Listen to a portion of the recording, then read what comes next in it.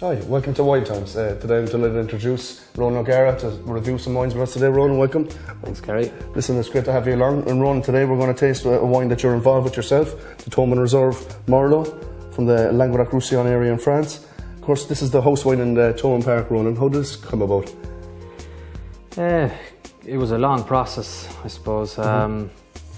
With all these things, they seem like simple ideas, but it took a while for it to obviously get to where it is at this stage, and I think it's quite a popular wine. Yeah, absolutely. But it was obviously the original thought, I think, was from Federico Pucciarello, an Argentinian prop, that had the idea. He's an entrepreneur. And from Mendoza in Argentina, of course. Yes, wine exactly. land as well. So he had, I think, plenty of experience. I think that's from that area. They're probably you know, reared with bottles of wine and stuff. It's a big part of their culture. And beef, from our point of view, I think it was. It just seemed like Thomond Park was opening.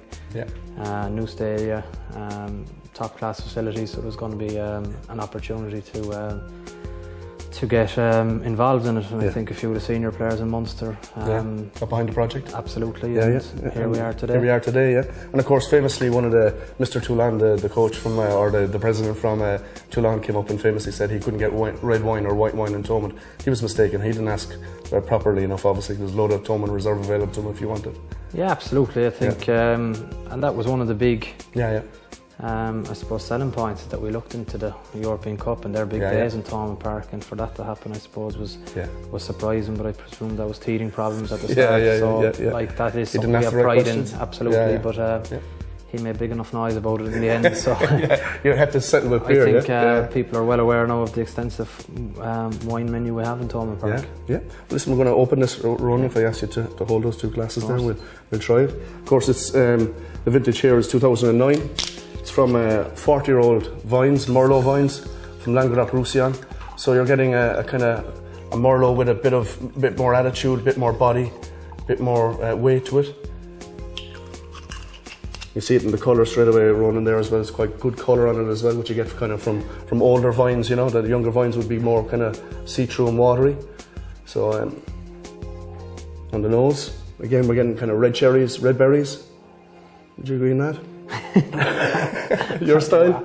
Oh, big time. I think I don't have much knowledge in this. I'd be the first to admit that, but it's an area that fascinates an awful lot of people, and I suppose it does help that you have some idea about wine, because we're lucky we travel the world and get to eat in the most exquisite places. And normally wine is offered around at that stage. Always, So you get a good chance to try nice stuff. Absolutely, you always get to sample it, and I think, you know, it's something I think probably you appreciate more as you get older in life and as you get more experience. That's true, It's important, I think, that you mix, and gone are the days of having 10 pints after a game, but I can't see too far in the future where you will be sitting down having a glass of wine with your opponents after the game, because I think technically wine is probably a glass or two a day is good for you. So and you're permitted that after a big match. You would, of course, but it's just everything is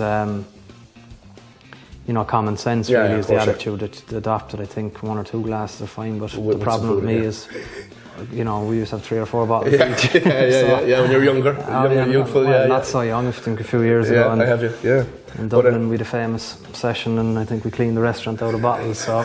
So it can be done. So Ronan, as I promised on the nose, really, it's kind of getting those red cherries, red plums, red berry fruit coming through, but lovely bit of spice, lovely bit of weight, and this kind of lovely even alcohol finish. The alcohol on this wine is 13.5%, but an ideal wine, you know, by itself, or indeed with food. And of course, food matching here would be typically something like lamb or roast beef or something like that. Yeah, well, I think that's the big thing for people our age. I think barbecues are really popular this time of year, and for gatherings, I think there's an awful emphasis, especially on sports people and on their diet. So it's important. I think that's a big thing that people probably can get advice on, is what to mix their food with their and what bottles of wine to put with that. Because there's an awful lot of lack of information out there about that, and that's a big thing I think we could focus on. And hopefully part of Winetimes, again, the food matching is probably what we're all about in the other bits and pieces. Well, I think there's extensive availability on the Winetimes website, so that's for all you to look up. So happy for Thomond Reserve to be listed on the Winetimes website? Thumbs up. Of course, available also in the Sauvignon Blanc. And of course, Ronan, thanks again. Cheers.